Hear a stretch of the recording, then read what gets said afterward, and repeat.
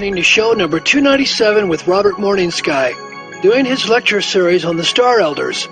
This particular show being recorded back on August 2nd of 1996. My name is Robert Morningsky. I am a full-blooded Native American. I am half Hopi and half Apache. I am by profession a dancer. I have produced several programs. I have had my own Native American dance troupe.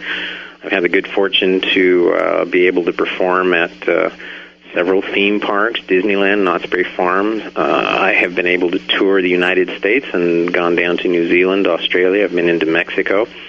And I've actually spent most of my life being able to perform the dances and tell the stories and share some of the culture of my people with audiences, as I said, throughout the United States and in other countries. So I am by profession a dancer.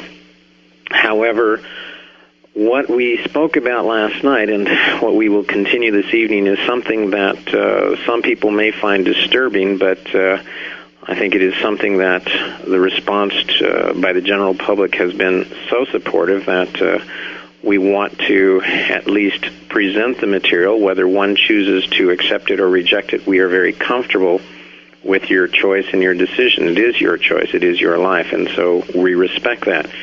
However, 30 years of research have led us to some very, very astonishing conclusions. And when I say we, I include my family and brothers and sisters that I grew up with. We have spent a great deal of time researching what in the beginning was a project in attempting to find the world's oldest religion.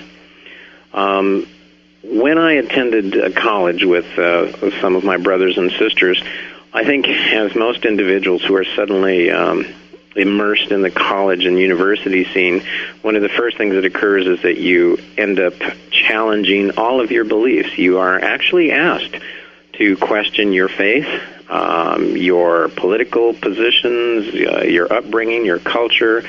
And for many individuals, it's a shock to be put in a forum where some of the most radical ideas are presented and then some of the most conservative. And I was no different than probably most of you who attended college in that I was surprised. Here was a place where some of the most outrageous thoughts could be entertained. And for me, it simply amounted to challenging and questioning the myths, the legends, the ways of life, the disciplines of the warrior, the upbringing that one has in Native America. Last night, I talked a little bit more in depth about my background and my history, and at this point, my apologies, but time is not going to permit a review, save to say that I will very briefly let you know that my grandfather and 5 of his friends, while on a vision quest in 1947, in August of 1947, almost exactly 1 month after the crash in Roswell, my grandfather and his friends witnessed the fall of a disc and arrived on scene prior to the soldiers coming to inspect and take away the debris. And they recovered an extraterrestrial. They found a survivor. Rather than leave him behind in the wreckage, they were able to carry him away and nursed him back to health in their hidden camp. After a few months, there was an actual exchange. There was a communication between the being, who they began to refer to as the Star Elder, and the exchange was actually two-way. A star being who wanted to know what it was like to be a warrior, to be a member of this world and this planet. And for my grandfather and his friends, it was the enlightenment, the education as to what it was to be a warrior from the stars. And so there was a two-way exchange. And after the star being departed, my grandfather and his friends, as they were raising their children and their grandchildren, they shared the stories that the star being had brought. And I grew up with these stories. I never once questioned them. I had no difficulty because, as most of you know, the cosmologies, the ways of life of Native Americans in general,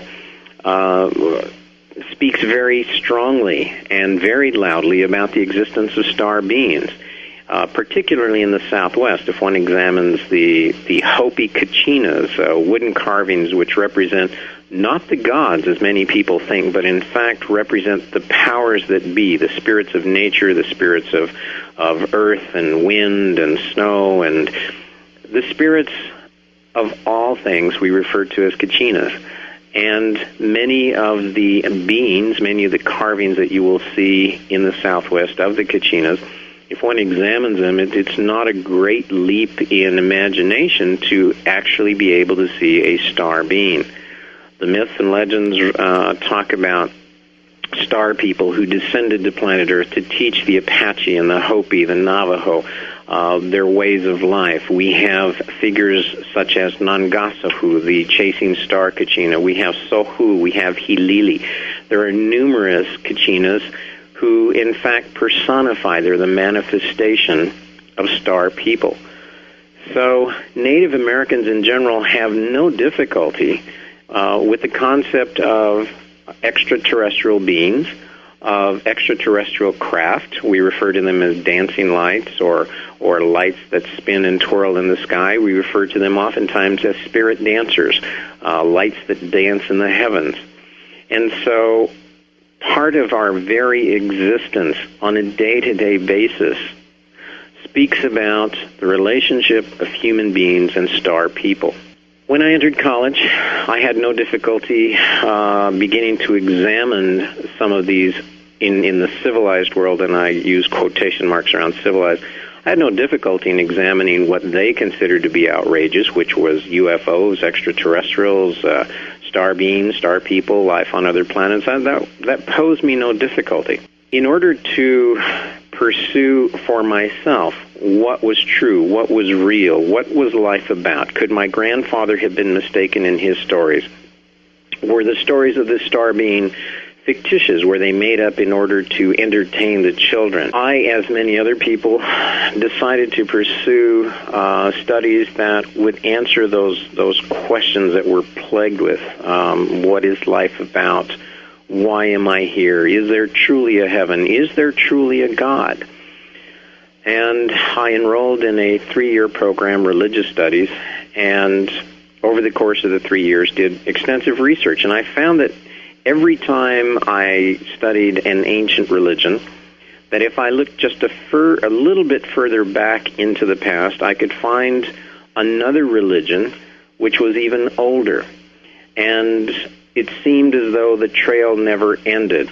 I was taken back into Egypt. I was taken back into Samaria, Babylonia, Mesopotamia. I was taken back to 4,000 and 5,000 BC. I was forced to be able, at least on a very simple level, to examine hieroglyphs, cuneiforms, and begin to at least have a simple grasp of what their meaning was. Over the course of the 3 years, I put together a report which I submitted at the end of the program, and I entitled it The Terra Papers, The Hidden History of Planet Earth. I was very excited because I was able to document my findings. I was able to take sources from various cultures in the Middle East, even some from the Southwest, and I honestly believe that I had documented the existence of star beings in our past. Now, this was in the 60s, and of course now we are familiar with the works of people like Zecharia Sitchin, Graham Hancock, Robert Bauval, Robert Temple. There are numerous authors, and they have, particularly in the last 10 to 15 years, they have come up with exactly the same conclusion, and they too can document what appears to be very, very heavy, very, very strong extraterrestrial influence. I highly recommend the Earth Chronicles series by Mr. Sitchin. I recommend Graham Hancock's work, Fingerprints of the Gods. If one examines what these authors were saying, if one examines the Terra Papers, which we have reprinted, we are now offering them to to the readers and listeners.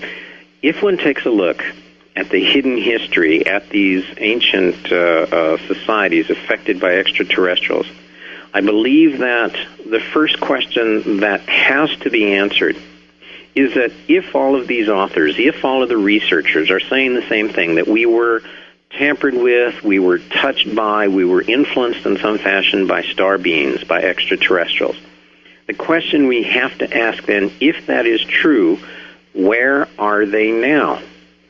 Where are the beings that Mr. Zecharia Sitchin writes about? Where are the beings who built the pyramids, who built the Sphinx, who created the lines at Nazca, and who created the Sun Gate at Tiwanaku, Machu Picchu, and all the structures in ancient China?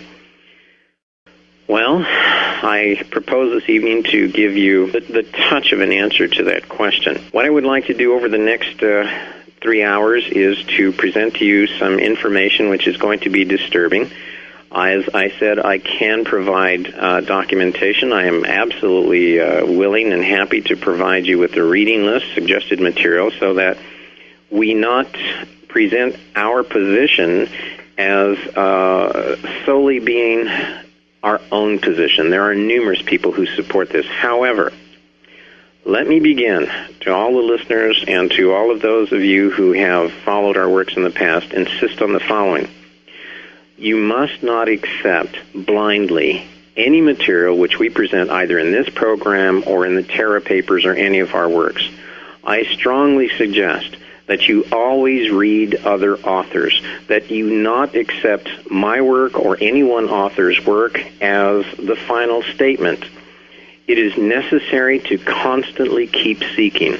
When you find one book, one work, that appears to have all the answers, read one more book and you will find one more piece. Please do not accept any of what I present to you tonight. Challenge it, question it, secure our reading list, read for yourself, find out. For if in fact what we present to you is true, then I suggest you will find documentation in societies and cultures from the ancient past to contemporary worlds. You should be able to find this story, validity of this story, anywhere you look.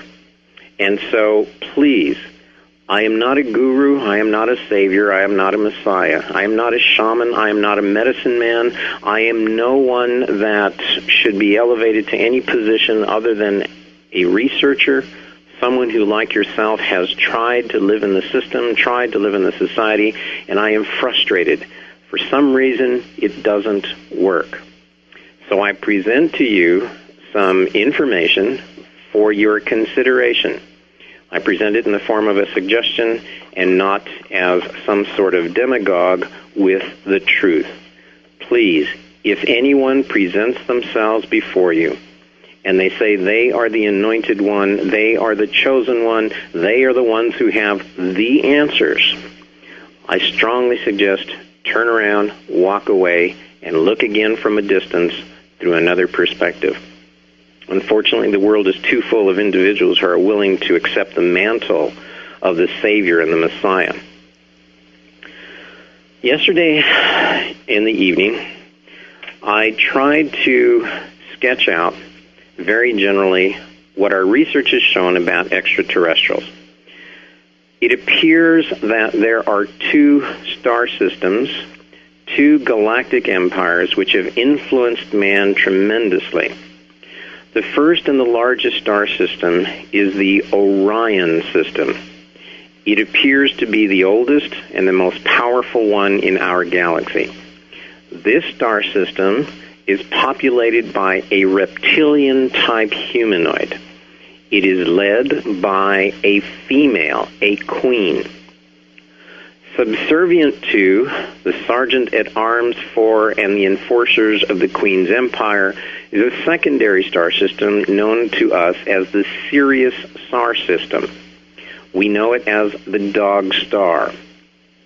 It is my suggestion that these two star systems have been the most influential in our evolution and our manipulation. By no means am suggesting that there are not other star systems, not other extraterrestrials who may be influencing our lives. Our research shows these happen to be the two most influential.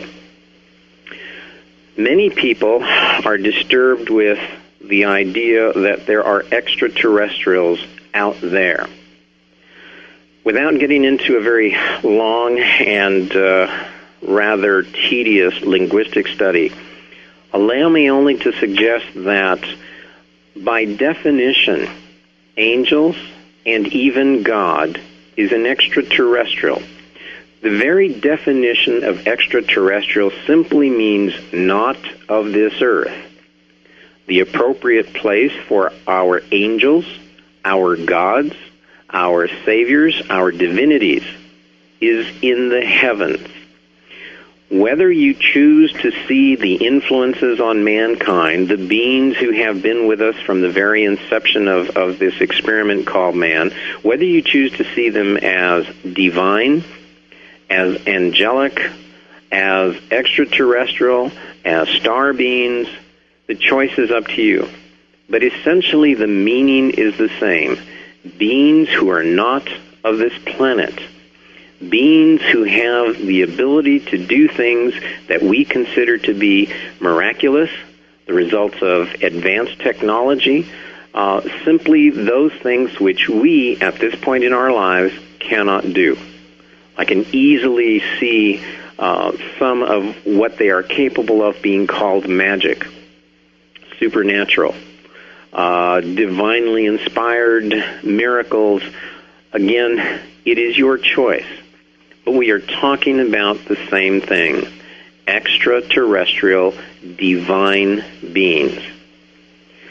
Last night, I suggested that through these two star systems, the Sirius and the Orion star system, our solar system was once populated, colonized by the two systems, and eventually evolving into an extraordinary ancient civilization based on a planet that resided at that time between Mars and Jupiter. The only thing that resides in that orbit now is the asteroid belt. It is the testimonial to and the remnants of this one ancient great planet. Who the beings were, what their civilization was about, would be easily recognized by those of you who are listening and those of you who are avid readers of ancient societies. But I will, for tonight, pass on that and simply recommend our works, the Terra Papers, in the hopes that your curiosity is piqued. But this great and ancient civilization that once populated planet Earth, the solar system, the moons, was obliterated. It was destroyed because of a rebellion, because of one individual, one star being, who said no to the star system Sirius and Orion. A second star being, known as Prince Ea, returned to the solar system under direct command from his father, the king of the system of Sirius. And it was his task to rebuild the planet, to rebuild the solar system. This individual, known as Prince Ea, or Enki, is one of the oldest figures in the mythology of Mesopotamia, Babylonia, and Sumeria, those ancient societies of the Middle East. They can be found in numerous sources, and again, we will provide a reading list for you, but again, Graham Hancock, Robert Bauval, Zacharias Sitchin, and all of these individuals speak about the star being Prince Enki. It is my suggestion that this star being, a Genesis scientist who had the technology and the intelligence, the ability to repopulate planets, to recreate environments, to create hybrid plants and hybrid animals as we have created the mule. It was through his abilities that we, as human beings, and planet Earth, as a livable, wondrous planet, came to be. Hopefully, with open mind, you will understand that in our research, we propose that the being known as God in the Bible is in fact the star being named Ea. In all of the ancient languages, if you add the suffix "u" to a root word, you get that of, the works of, the things of. This star being named Ea, the works attributed to him by the ancient societies would have been known as Ea-u. It would have been pronounced Eyau, in time Eyawu. It is our suggestion that the name Yahweh is directly derived from Eyau. I know that this may sound blasphemous, but I am suggesting that the term God is in fact a title. It is a title given to individuals who have the ability to recreate atmospheres, hybrid plants, and animals. It is a working title. I by no means am denying the existence of an ultimate being, an ultimate divinity. I am not doing that. What I am proposing is that the concept of God is far too lowly in who it indicates and who it is trying to represent. In last evening's program, I suggested it was through the efforts of Prince Ea and through his sister, a lady known as Neen Herzog. It was through their efforts that mankind was born, that mankind was created. In his original form, the beast known as man was created as an experiment, a hybrid creature whose sole purpose was to serve the gods, to serve the heavenly ones, to serve the star beings. But through a series of circumstances and events, some of the beasts were kicked out of the agricultural biological center. Some of the beasts were rejects. They were thrown out of this garden because they learned the secrets of the star beings, the secrets of the gods. And it was through the efforts of Prince Ea that this wisdom was passed on. What I'd like to do is to begin where we left off last night, to touch on a particular man-beast. Prince Ea, finding several reject creatures, kicked out because for one reason or another they would simply not bow to the system. Prince Ea began to teach these individuals. Now, as a Genesis scientist, the logo, the emblem that was used by all of the scientists, the gods, were two intertwining strands of DNA. The man-beast, on looking at these two strands of DNA, referred to them as snakes, as serpents. Even to this day, the caduceus, the symbol that is used by the medical profession, refers to the two strands of DNA that are intertwining around a staff. This symbol gave the man-beast the impression that Prince Ea, the Lord Genesis scientist, the one who was the creator of the experiment known as man, he was known as the Lord of the Serpents.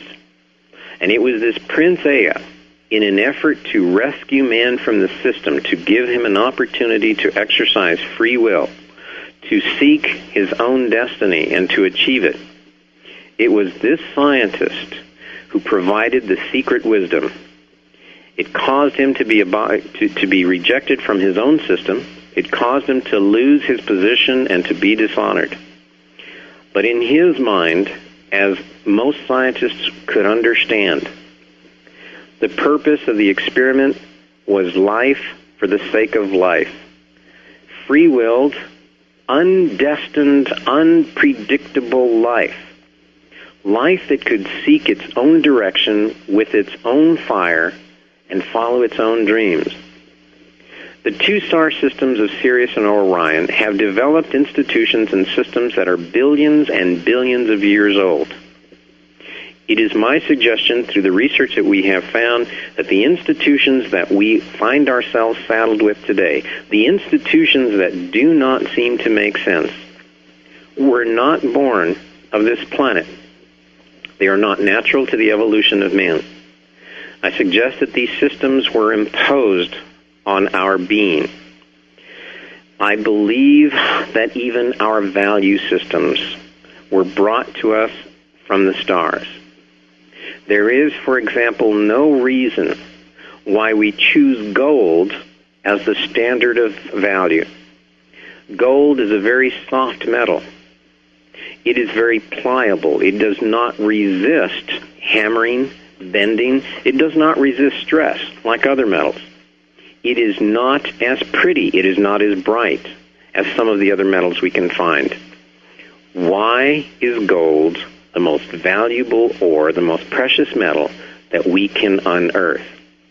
I suggest it is because the civilizations of other star worlds used this element for their technology, for the wiring, for the ships, for the machinery that they use. Gold is not, I believe, a result of the natural evolution of man. It is something that I suggest confirms that we have this imposed upon us. In our research, we have suggested that Prince Ea worked with the reject beasts, taught him the secret knowledge. He himself was labeled the Prince of Darkness, the Serpent Lord, the Lord of the serpents, the snake, the devil. We presented a linguistic study we did very briefly last night. We presented in the Terra Papers to show how the word devil was derived from this individual's name. We can also show how the names of most of the gods of mankind's religions were also derived from the name Ea. In short, the creator of man, the devil, the Lord who was most instrumental in giving us the concepts of free will and in teaching us the secrets, was one and the same being. This teacher, this scientist, a renegade scientist, began to select reject beasts to go out into the rest of the population, the other rejects who had been kicked out of the garden, and he instructed them to repeat the stories, to teach them how to make fire, teach them how to survive in the wilderness. He taught them the secrets of mathematics and stars, astrology, astronomy.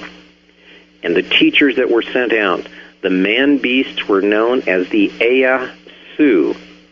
Su is a suffix that conveys the meaning of a teacher.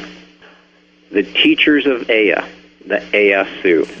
It is our suggestion that Ea Su is the root for a teacher who would appear thousands of years later and who would become one of the most influential men in our own history. From Ea Su is derived the name Iesu. Iesu is a name in the ancient past that we refer to a being as Jesus.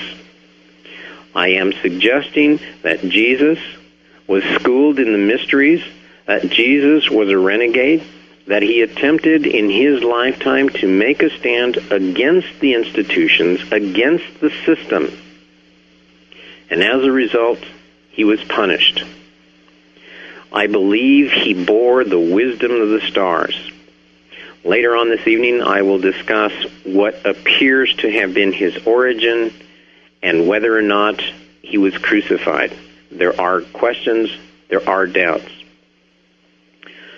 At this point, however, it was important for Prince Ea to try to work with the rejects. He and his brother, another star being who was sent to planet Earth to administer to the profit, to administer to the running of the business. They had constantly been at odds. They had battled with each other for thousands of years, hundreds of thousands of years. And in time they came to a truce. In about 4000 BC, my estimate is rather vague. I believe it may have been as early as 6000 BC, but I'm a little more confident that somewhere around 4000 BC, the eldest son of Prince Ea, another star being who was actually born on this planet, at this individual, this son, whose name was Ra, created a rebellion on the planet, had the alliance and the backing of another star system, and he overthrew his own father, his uncle, and the Sirius and Orion star systems. In other words, he seized the planet and the solar system. Though it may sound far-fetched, and it may sound like I am repeating the storyline from Stargate, it is my suggestion that Ra, the sun god, whose symbol was the sun disk, otherwise known as the Aten, it is my suggestion that this was a full-fledged star being, born of star blood, and he seized the planet with the assistance of another reptilian race. What is crucial about this individual, Ra, is that because of his efforts alone, we find ourselves saddled with institutions and traditions that simply do not make sense. We have evidence to show, archaeologists and experts in the Middle East can show that somewhere in that time frame, an individual known as Ra or Marduk literally set about changing the stone hieroglyphs, the markings on the stelae, the markings on several of the columns in the scrolls, and made himself the one and only God King. It was through his efforts that the course of history on our planet was changed. What is most crucial to understand about this individual is that with the assistance of a reptilian race, not only were the permanent records, the tangible records changed, but it is our suggestion that through a reptilian program of altering minds, he was able to remove the memories of human beings in that lifetime. The concept of reincarnation, the concept of living life after life after life, we believe is absolutely accurate. In fact, in many of the early writings of the individual known as Yesu or Jesus, we find quotes that he too referred to past lives, that he too suggested he was familiar with reincarnation, and he did not in any way, shape, or form disagree with the concept. Reincarnation is older than the tradition of Christianity, Catholicism, or some of the more recent religions. We are suggesting that somewhere between 6 and 4000 BC, there was a systematic program to remove the memories of all of the beings on this planet. The mind was altered. Ladies and gentlemen, you are an electrobiochemical being. You can be affected by microwave radiation. You can be affected by electronic transmissions. You can be affected by electricity. Our suggestion that memories have been removed prior to 6000 BC, all memories were removed. That's why we can't remember about the Sphinx and how it was built. That's why we don't know how the pyramid was built. We once knew. And I think in your inner core, those who look at the Sphinx or the pyramids know, I understand the explanation of the scientists. I know that it sounds outrageous, but I also know that some star beings created it. I'm going to offer what I suggest is very strong evidence to prove that mankind's mind has been erased. Those of you who were listening last night, indulge me for a moment. But it is my suggestion that in the course of evolution, we can find evidence that if an organism, if an animal, if any creature on our planet develops an organ, and if it is not used, it will atrophy and it will fall away. For example, a grasshopper is not going to grow an extra leg that it does not use. It will simply die away. A cow is not going to develop a second stomach if it does not use it. Evolution, natural evolution, suggests no organ can survive non-use. Yet we have an interesting quandary. scientists, biologists, physiologists, psychologists, all sorts of ologists realize and have agreed on the agreed on the conclusion that mankind as a whole does not use over 90% of the human brain. You generally use less than 10% of the brain. If that were true, then natural evolution would demand that the brain would atrophy, that it would wither, and that it would only be as large as that portion used. I suggest this is evidence that our minds have been tampered with. Only a few thousand years have passed since this radical termination of our memories. It is insufficient time for the brain to atrophy.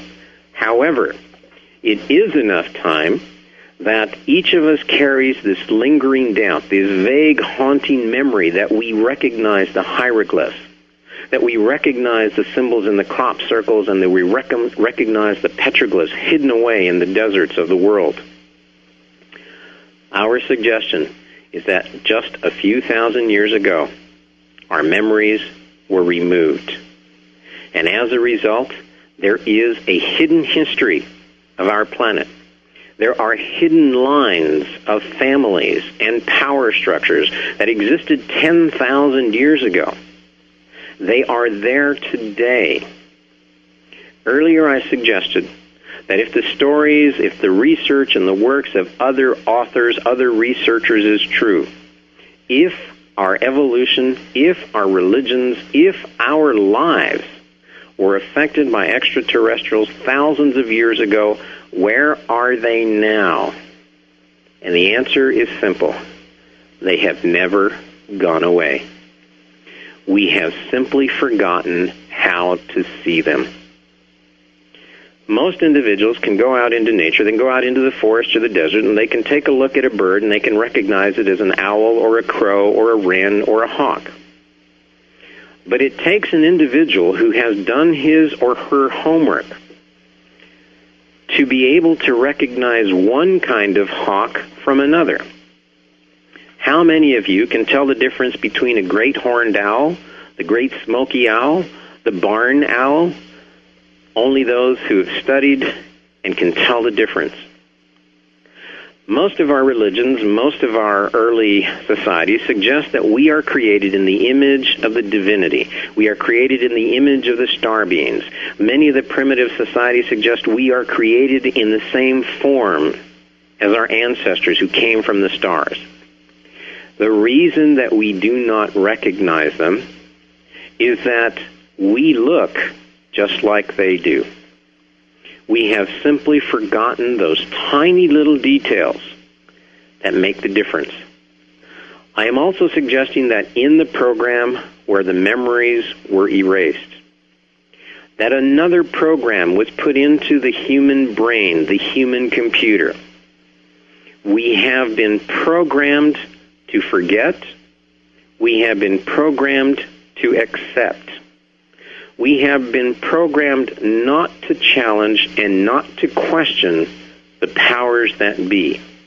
It is part of a wired system, the software that is put into your computer. I suggest it is also why when you hear the proclamations of an institution, when you hear the decrees of government, when you hear the commandments of religions, you want to believe, you would truly like to believe that there is someone out there on your side. But somehow, deep down, you have doubts. There's something missing. I believe that the institutions of our planet are populated, well populated, with people who have good intention, people who really want to make a difference. But somehow, something always goes wrong. And in order to survive and take care of their families, they allow travesties, they allow things that as a young and very avid crusader, they wouldn't have done it back then. But as they get older, they get tired. They get frustrated. Change is very difficult. The institutions of this planet I'm going to suggest again, are billions of years old, and they are extraordinarily difficult to overcome. We are programmed to fail. We are programmed not to see the truth. Last night, I gave an example of the difference, of the solution to the opposite of tall. I asked the listeners what the opposite of tall was. The accepted response is short.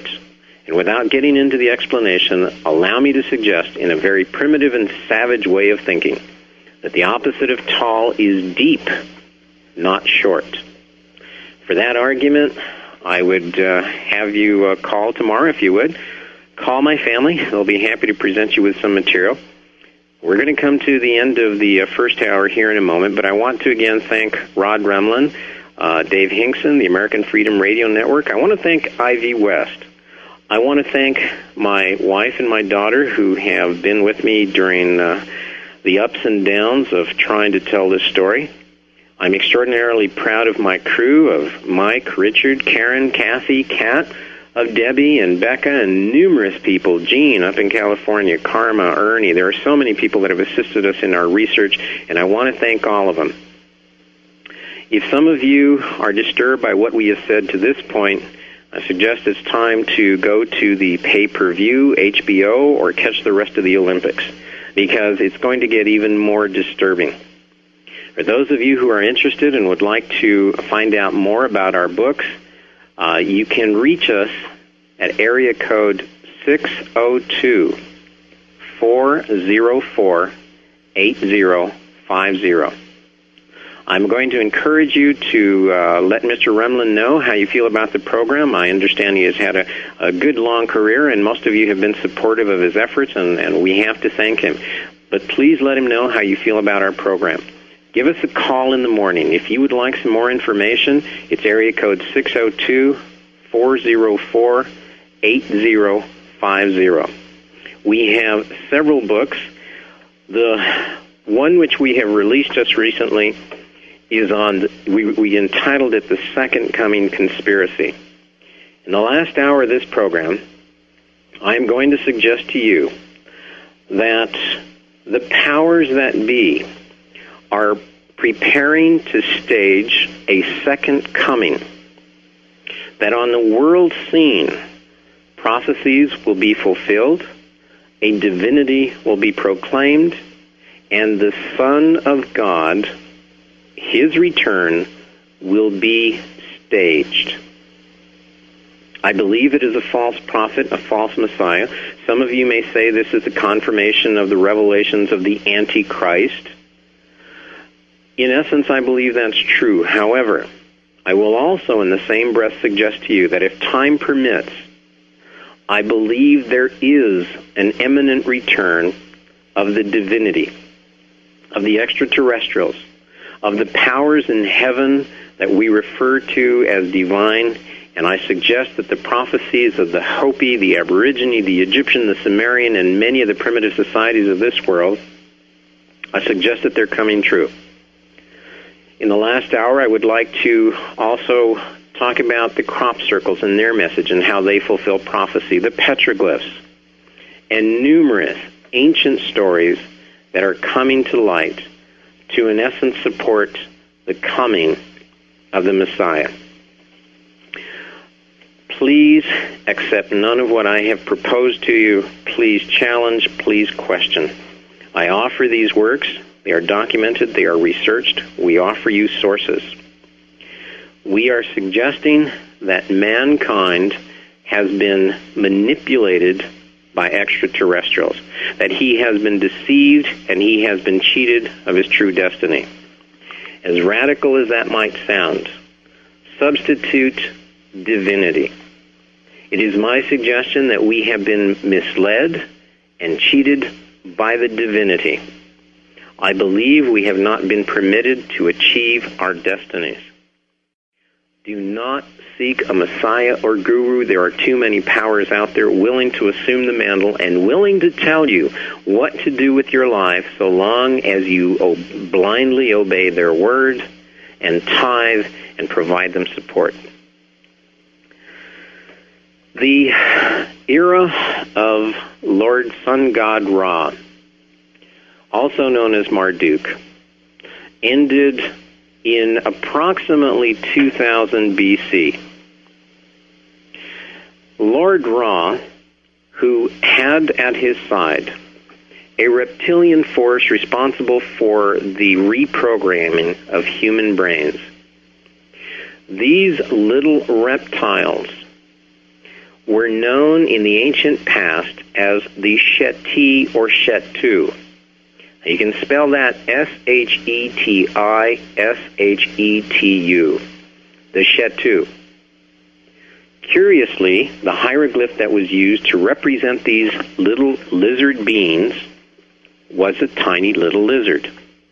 They were known to the ancients as the lizards, the Shetu. These lizard beings were recognized from other beings because they were very spindly, very thin, short in stature, but had extraordinarily large heads with deep black eyes. These beings, I'm sure some of you may recognize in the UFO magazines and books today. They have a name. We'll talk about them later. But in the ancient past, they were the Shetu. They took away the empire of Ra. They removed him from power, forced him to flee into the heavens. And these lizard beings, the Shetu, remained to administer to the empire, to the institutions, and the entire solar system. It is my suggestion that these Shetu lizards are the power behind the secret societies and the governments of mankind. It is also my suggestion that the lizard Shetu beings, it is their name, their race name, Shetu, which is the origin and the root for the shadow government. Man-beast referred to the lizards as those hideous creatures which hid in the darkness, which hid in the corners, who emerged in the evening to conduct their abductions, to remove those who spoke too loudly, to take them into the long dark tunnels and take them into the bright light and there reprogram them, to erase their memories and make them loyal, patriotic, tax-paying, and abiding by all the rules of the institution. They became loyal citizens. The Shetu government began to administer and to tender to the affairs of the world in approximately 2000 BC.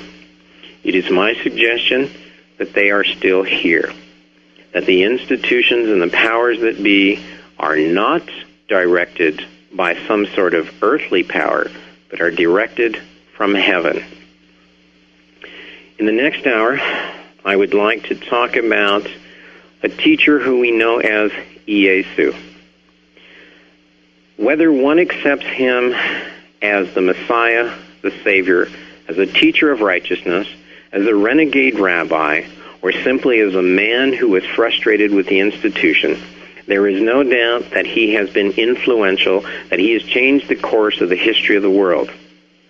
I suggest that the sadness of this individual's efforts is that as he stood for free will, independence, as he stood as a symbol of people who stand against institutions who are unfair and unjust, the sadness of his story is that while he preached independence and becoming an individual, his teachings have been twisted, have been turned into a program which essentially supports what he was fighting against, the institution. Our societies, our institutions, our governments, our powers that be quote freely from this individual to justify their position. We've seen that in our own past where recent politicos, government individuals, senators, aspiring candidates, quote freely from a man who was associated with Camelot. They quote from John F. Kennedy as if they knew him intimately, as if they were one and the same in their policies. I am afraid that the policies, the position that John F. K. held, which were in many cases against the CIA, against the powers that be, have been twisted and are now being used by the very institutions and individuals who are the institution, who represent the CIA. I really don't want to get into the politics. I leave that to the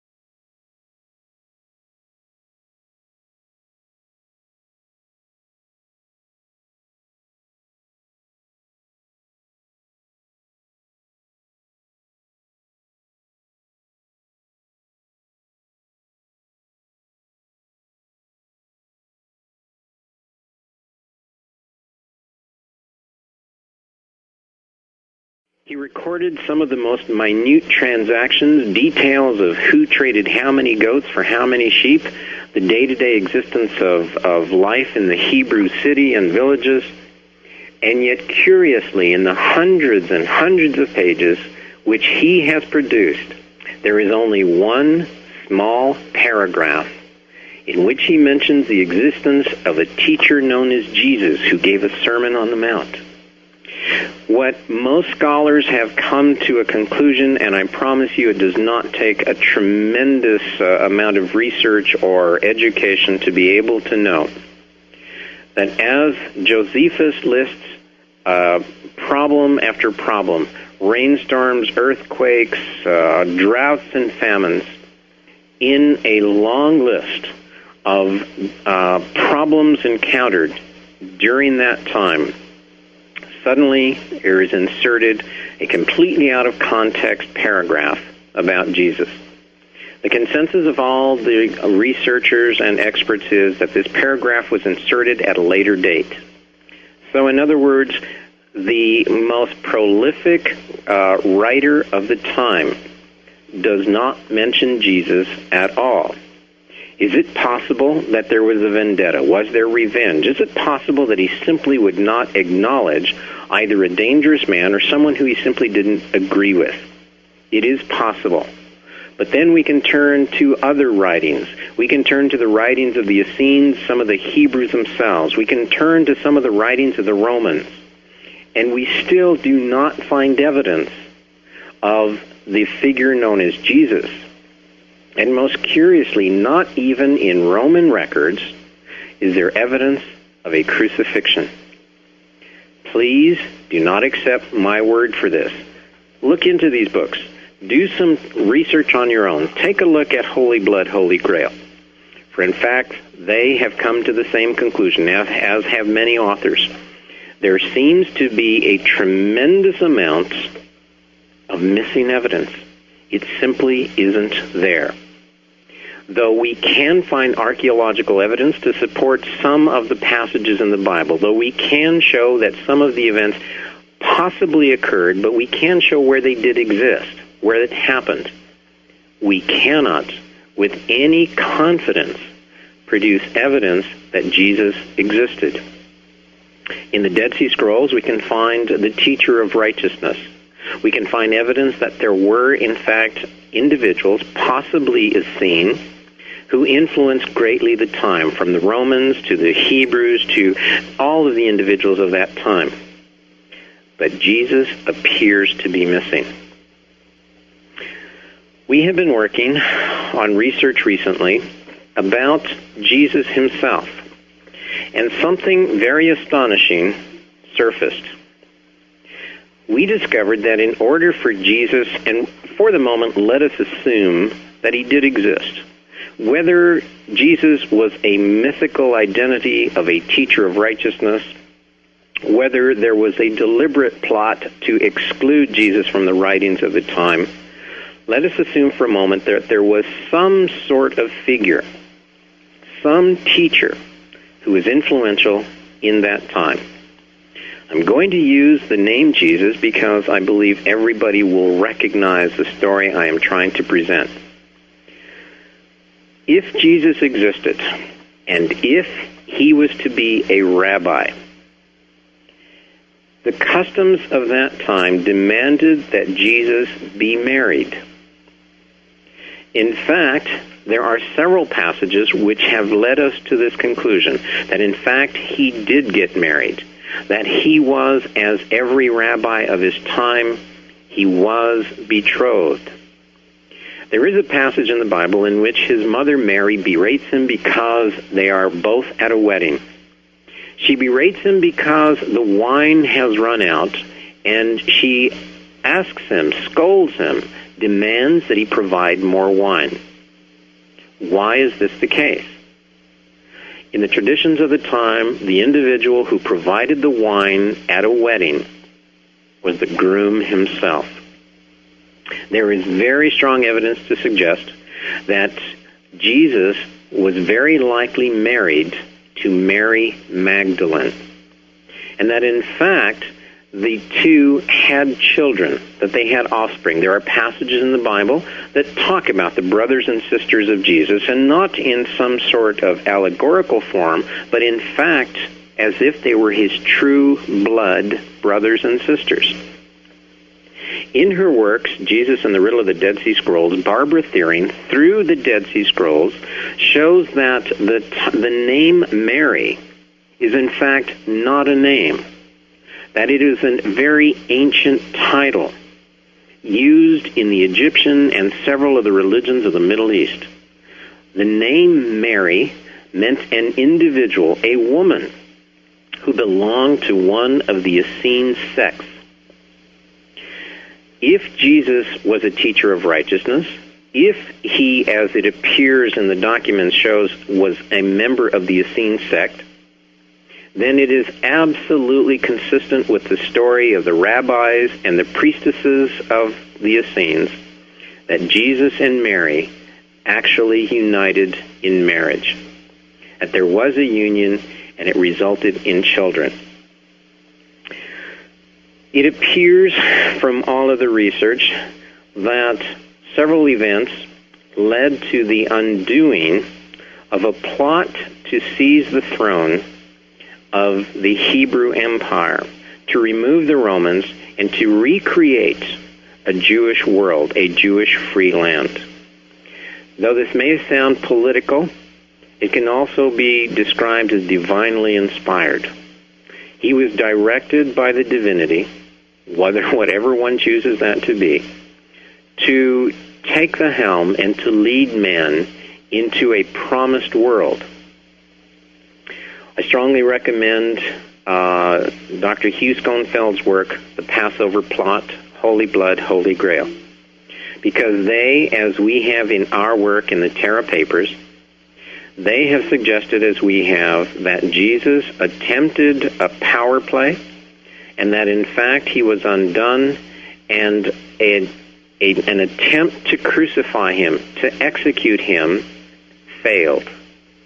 We are suggesting, as many others have, that Jesus did not die on the cross. For a follow-up on what occurred after the crucifixion, please read Holger Kirsten, Jesus Lived in India, and the Jesus Conspiracy. What we are suggesting is that he was not dead when he was brought down from the cross, but that in fact when he was taken into the tomb, that there he was attended to, he was brought back to health and removed to a place of safety, very likely in Masada, and eventually he fled to India. There are teachings there, writings known as the Teachings of Issa, I-S-S-A. There is very, very strong evidence that Isa and Yesu were one and the same. The Quran itself denies that Jesus was crucified, that he died on the cross. The Quran suggests that he is a teacher and one deserving of respect, one who had a message to convey. But they also deny his crucifixion.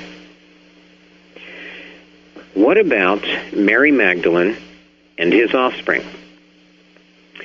There is an extraordinary work by authors Baigent Lee and Lincoln called Holy Blood, Holy Grail, in which they trace the departure of Mary and the offspring of Jesus, and how with Joseph of Arimathea they fled into the Mediterranean and arrived on the southern shores of France. It is there that they began a colony of the holy offspring of Jesus. The legend of the Holy Grail appears to have been a twisted version of the history of the family of Jesus. If in fact the Holy Family existed, they would have been known as the Sangre Real. Sangre is a word that means blood. Real obviously means royal. The Sangre Real in time lost its true meaning and became known as the San, which means saintly or lordly, Graal, which was interpreted to mean a grail. The grail was a cup the holder, the vessel of the holy blood of Jesus. Our research, along with others, suggests that the Grail was simply a symbolic representation of Mary Magdalene, the vessel, the cup of the holy blood of Jesus, and that the divine offspring of Jesus survived in southern France. There are several Jewish colonies. Historical records show that Jewish colonies thrived, that there was a cult of the Black Virgin Mary, that in fact it appears that the offspring of Jesus survived, and that over the next 1,000 years they intermarried with the powerful families of Europe, that in fact they became members of some of the power players whose families exist to this day. In other words, ladies and gentlemen, it is likely that Jesus did not die on the cross. It is likely that he was married and had offspring, and that they survived and fled into southern France, where they have intermingled with the European community. The Holy Roman Church, the Vatican, discovering approximately 1,000 years later that the offspring of Jesus existed, and that they were about to return to the Holy Land, to claim the throne there, to proclaim themselves as the true descendants of Jesus, that the Holy Roman Church became terrified.